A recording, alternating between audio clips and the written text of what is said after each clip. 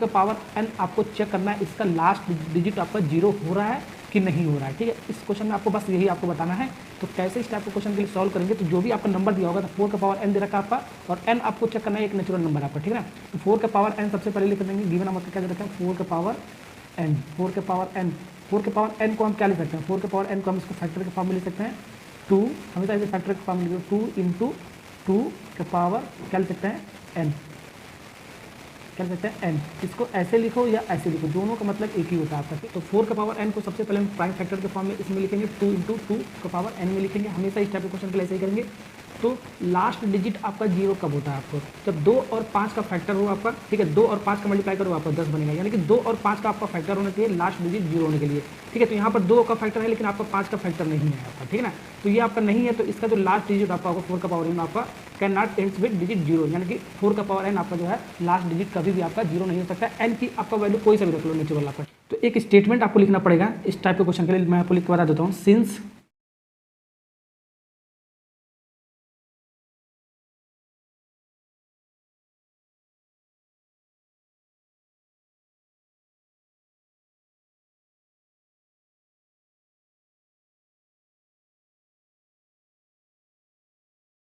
तो बस इसके बाद आपको एक स्टेटमेंट यही आपको लिखना है, आपको 2 नंबर आपको पूरा का पूरा मिल जाएगा। तो लिख देना आपको जो मैंने आपको बोला है, since we know that for any natural numbers to end digit 0, यानी कि लास्ट डिजिट 0 कब होता है, it must be a multiple of 2 and 5, 2 और 5 का फैक्टर तभी लास्ट डिजिट आपका यानी इसका एंड इसका 0 हो सकता है आपका। ठीक है, देयरफॉर 4 का power n is a multiple of only 2। ठीक है, सिर्फ 2 आपका मल्टीपल है, 5 आपका नहीं है, बट नॉट 5 आपका। ठीक है, हेंस 4 का power n never ends with digit 0। ठीक है, यानी उसका लास्ट डिजिट आपका 4 का पावर 0 कभी नहीं हो सकता फॉर एनी नेचुरल नंबर। ठीक है ना, ओके। ये आपका नेचुरल नंबर क्या आपका, इसको भी मैं आपको थोड़ा सा एक्सप्लेन कर देता हूँ। ऐसे आपको लिख लेना, 2 में 2 नंबर आपको पूरा मिल जाएगा आपको। ठीक है ना, यहाँ पर आपका क्या लिखा है 4 का पावर n, 4 का नेचुरल नंबर क्या था 1 2 3 गिनती वाली संख्या। ठीक है, n की वैल्यू 1 रखोगे तो 2 इंटू 2 प्राइम फैक्टर के फॉर्म इसको लिखोगे, तो ऐसे इसको लिख लोगे। तो या n की वैल्यू जब 2 रखोगे तो इसको n की वैल्यू जब 2 रखोगे तो क्या लिख सकते हो, इसको 2 इंटू पावर 2।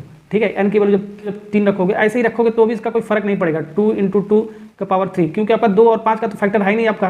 ठीक है, तो 0 तो आपका कभी नहीं हो सकता है। ठीक, कितने भी पावर बढ़ा लो। ठीक ना, ओके, 2 और 5 आपका फैक्टर होगा तभी उसका एंड उसका 0 होगा। तो यहाँ पर 2 और 5 का फैक्टर नहीं था, इसका लास्ट डिजिट इसका 4 का पावर आपका कभी भी 0 नहीं होगा आपका। ठीक है ना, ओके। तो एक चीज़ और आपका पूछता है, आपका कोई सा भी आपका क्वेश्चन है, जैसे कि आपका 2 का पावर n होगा आपका। ठीक है, इसमें भी 2 और 5 का फैक्टर नहीं है।